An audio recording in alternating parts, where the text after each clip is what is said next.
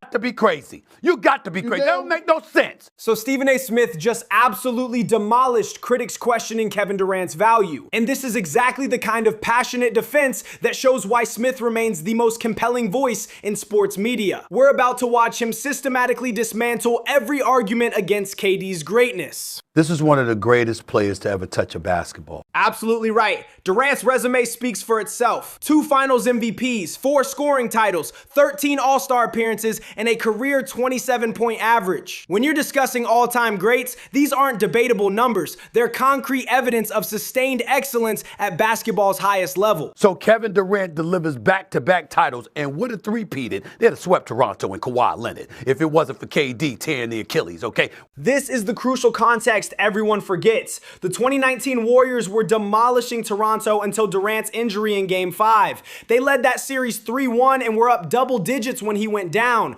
Without that Achilles tear, we're talking about a three-peat dynasty. We all know that, and a calf injury before that, before he tried to come back and ultimately tore the Achilles, okay? Durant literally sacrificed his career for that championship. He was dealing with the calf strain for weeks, came back too early in the finals because his team needed him, and suffered a devastating Achilles rupture. That's not failure. That's championship level commitment and warrior mentality. He goes to Brooklyn. What's his crime? Exactly. Brooklyn wasn't Durant's fault. It was circumstance. He signed there expecting to play with healthy Kyrie Irving and committed James Harden. Instead, he got part-time Kyrie due to vaccination issues and Harden demanding trades. Durant did everything he could with broken pieces. James Harden is hobbled.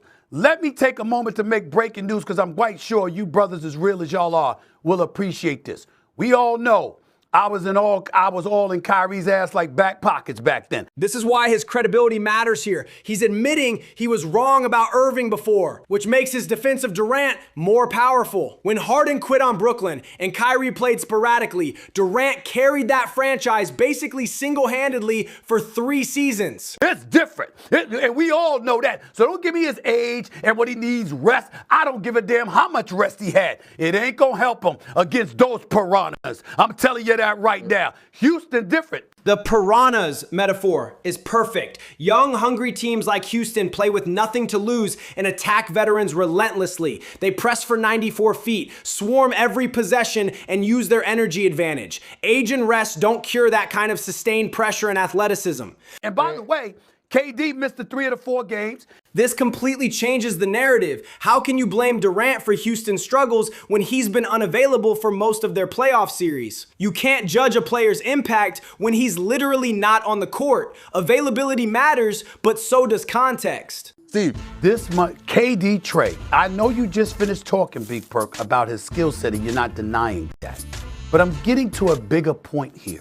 Exactly right. Nobody disputes Durant's pure basketball ability. The man can score from anywhere on the court at 7 feet tall. But the argument here goes beyond individual skill to team impact, championship potential, and how elite talent translates to winning at the highest level. Kid Merrill, sit back, my brother. Allow me to provide this education. You can hear the confidence building here. He's about to break down the historical context that casual fans miss. When someone with his media experience and NBA connections says, "Allow me to provide this education," you know he's got receipts to back up every claim. Perk, you know that better than anybody. Better than anybody, okay? You know what a challenge that was. They went to the NBA Finals together. I know that. They did in 2012, absolutely, with James Harden coming off the bench. I remember that. But I'm just talking about, we know they had some success, but they didn't have a championship. That 2012 Thunder team was incredibly young. Durant was 23, Westbrook 23, Harden only 22. They took prime LeBron, Wade, and Bosh to 5 games in the finals. Most championship cores don't even reach that stage until their late 20s after years of playoff seasoning. There's no way they're beating them. Losing to LeBron's Heat in 2012 was no shame. That Miami team won 27 straight games that season and had 3 Hall of Famers in their prime. Durant averaged 30 points in that finals as a 23-year-old. That's not failure. That's championship experience for a future dynasty. So let me get this straight for clarification purposes, because clarity is something that we aspire to have. This is vintage methodology. He's about to systematically pick apart every counter argument with logic and facts. When he says clarity, he means he's going to remove all the emotional noise and focus on what actually happened, not what people remember or assume happened. But make up your damn mind, Big Perk. He's exposing the logical flaw perfectly. You can't simultaneously argue that Durant needs better teammates while also claiming he makes every team worse. Either he elevates talent around him or he doesn't. Pick a lane and stick with it throughout the entire argument. That's their situation.